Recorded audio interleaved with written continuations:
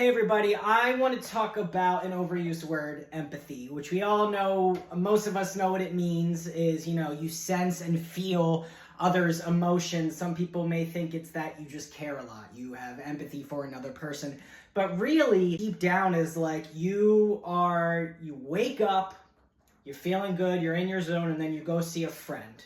And this friend is suffering, is struggling, or you see a stranger on the street that's homeless and you can't stop thinking about them, thinking about what they've been through to the point where all of their energy is now put onto you and you are carrying everybody else's weight in your body. So let's talk about 1, how is this possible? 2, what it does to our body, and 3, how we can alleviate it. Empathetic people are some of the most special people on our planet, but empathy is a blessing and a curse. If you have this, I know you're already aware of it, but we need to talk about how it affects us. If it's not under control, this could be detrimental to our well-being. I have been an empath since I was a little kid. I never really understood what was going on with me, but I knew when I was in social settings or when I was listening to people, I could feel everything without even asking questions. I could feel people's energy, what they were going through, what's going on, and it was heavy, and it was really hard for me to be, and still is, to be in certain situations because I pick up on a lot of people's energy. Their energy was just in my body and affecting me, and there was nothing I personally could do to fix that. So for someone that's a future counselor like myself and a healer like myself, I need to learn how to have boundaries with my empathy. How do we do that is we turn empathy to compassion. But first we need to talk about the effects of empathy on the body.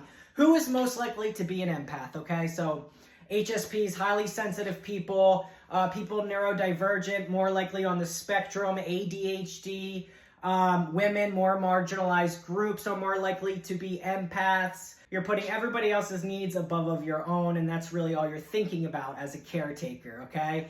That, especially as a parent, that's a full-time job, so you're just worried about your child all day long, with you or not, or in school, you're still thinking about them, worried about them, how they're doing. Okay, so let's break it down. What is happening to our body when we're experiencing empathy? Okay, you can laugh at my drawing, it's truly horrible. I cannot draw people for the life of me, okay? But we're gonna go with like the brain, the heart, and the immune system. So what happens when you're feeling someone's emotion, or you're feeling someone suffering is, me personally, and I'm sure other people too, they're overstimulated. And there's just a lot going on and you feel like you can't escape, kind of like that crawling in your skin feeling, okay? And then what's happening to your heart area is this irregular stress load. Your, irregular heartbeats, your body's not really comprehending, is this mine, is this not mine, is this staying, is this going? And then you have your immune system, which is obviously inflamed because all of this blue here, this is all energy. And all this person's energy, whoever we're thinking about or focusing on, all of that energy, that negative energy of what they may be experiencing is going, we are letting into our system. Empaths are like sponges, okay?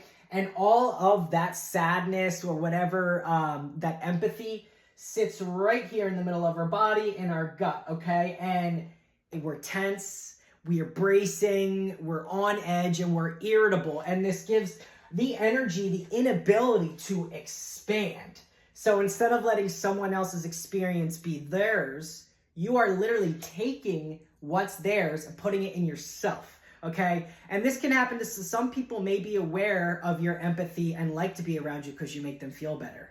But really, you're taking what's theirs to carry.